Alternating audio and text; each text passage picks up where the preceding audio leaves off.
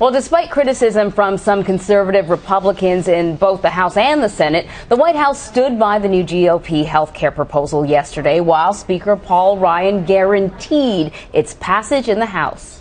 Obamacare is collapsing, and it's in bad shape. And we're going to take action. There's going to be no slowing down. There's going to be no waiting and no more excuses by anybody. As the legislative process goes forward, the President and I believe that the American Health Care Act is the framework for reform. We're certainly open to improvements and to recommendations in the legislative process, but this is the bill, and the President supports the American Health Care Act. We will have 218 votes. This is the beginning of the legislative process. We've got a few weeks. We'll have 218 when this thing comes to the floor. I can guarantee you that. Matt Viser is Deputy Washington Bureau Chief for the Boston Globe. He joins us now from Washington. All right, Matt, so Paul Ryan seeming extremely confident, Broadway Joe Namath confident in 1969 in his belief that this bill will get the necessary votes in the House when the time comes. What do you make of the guarantee? Well, I mean, I think he has to, come out of the gate strong on this, particularly given all the opposition that we saw yesterday. But the fact of the matter is that he's sort of feeling pressure from all sides on this. If you look back 8 years ago, Democrats were similarly kind of divided, over how to do health care. It took about a year and a half to do it. So this thing will take a while. But on the Republican side, there's even more divisions than there were 8 years ago among the Democrats. Yeah, to speak of those divisions, a lot of pushback, both from the centrist and the more conservative Republicans. We saw in a press conference yesterday with Rand Paul and members of the House Freedom Caucus, they just tore into this proposal. So break it down for us. What is Senator Rand Paul all upset about? So there's sort of two things that they're most upset about. The first is they want a full repeal. They want that out of the gate. They want Obamacare repealed, and then they will build from that. They want to demolish the building before they rebuild.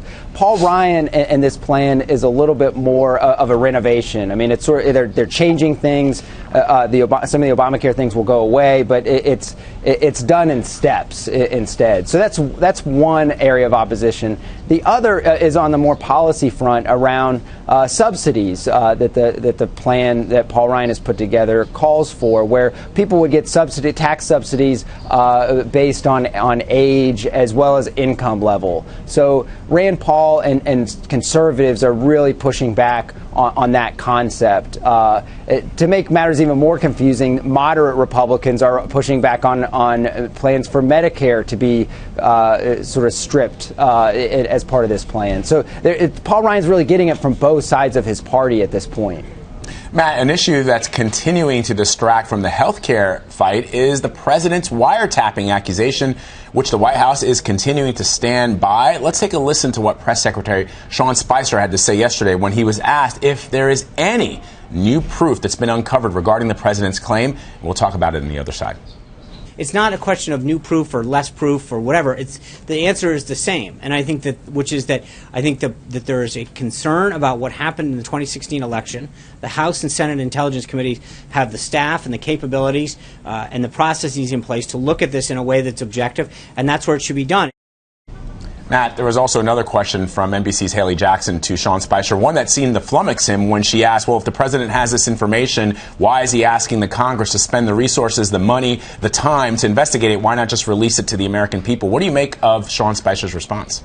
I mean, those are the key questions, and the White House right now is completely dodging and not answering and trying to point the finger at Congress to have them investigate. But essentially what they're asking them to investigate is what information President Trump was using to base his tweet off of. And this unfounded allegation that he was being wiretapped by President Obama. So the White House has not come up with any answer in any form on sort of where the president was getting that information. And if he has that information, why is he asking Congress to investigate where he himself got that information?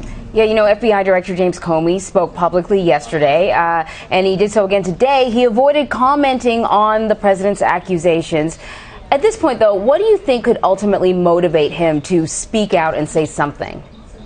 it's hard to say if he hasn't spoken out yet. I mean, I think he's also in a difficult position given how he handled the Hillary Clinton email issue back in November and October. And so I think that's probably on his mind about sort of speaking out and being transparent. But all indications are that he's very irate at how this has been handled by the White House. At this point, it's hard to say sort of what would trigger a response from him. Yeah, I think anything that he does is going to elicit a lot of criticism either way. Thanks a lot, Matt Viser of the Boston Globe. We appreciate your time. Thank you, guys.